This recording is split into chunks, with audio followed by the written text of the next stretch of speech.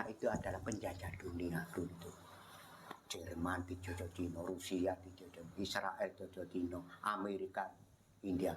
Ngaku nang tanah Jawa khususnya nang gene Singosari dintekno tentara Cina itu.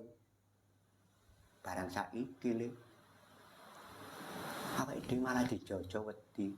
Banyak sekali yang menyatakan bahwa Tiongkok itu begitu beringas untuk membuat ekspansi wilayah, terutama yang terkait dengan kita Laut Natuna Utara. Memang saya selalu bilang kepada orang-orang yang meneliti soal Laut China Selatan, saya bilang kalau kita melawan Tiongkok dengan pendekatan historis, kita akan kalah.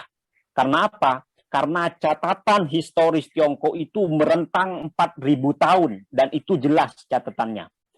Sekarang kita pun sedikit sekali orang yang bisa baca Hanacaraka, aksara Jawa. Tapi orang Tiongkok itu catatan yang ada sejak zaman dinasti Shang itu pun mereka masih bisa baca sampai saat ini. Kita kalau melawan Tiongkok dalam Laut China Selatan, kita akan kalah kalau dengan pendekatan historis. Tapi kita akan menang kalau misalnya dengan pendekatan UNCLOS misalnya. Tapi apakah Tiongkok punya ambisi untuk merebut suatu wilayah misalnya? Saya mungkin perlu mengutip apa yang dibilang oleh Xi Jinping, bahwa kalau tanah itu, kalau wilayah itu adalah wilayah Tiongkok, maka saya tidak akan pernah mundur untuk bisa mendapatkan tanah itu, untuk bisa mendapatkan wilayah itu. Tapi kalau tanah itu, kalau wilayah itu bukan wilayah Tiongkok, sejengkal pun saya tidak akan mau, kata Xi Jinping. Mundur ke belakang, zamannya Deng Xiaoping.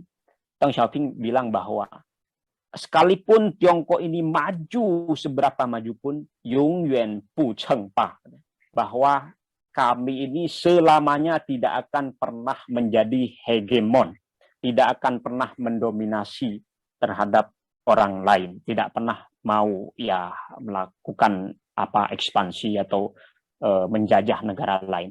Mundur lagi ke belakang, zamannya Cheng Ho misalnya. Cheng Ho dengan kekuatan yang luar biasa besar, bahkan lebih hebat dari Columbus dan Vasco da Gama, tapi dia ketika tiba di tempat lain, dia tidak melakukan penjajahan sama sekali.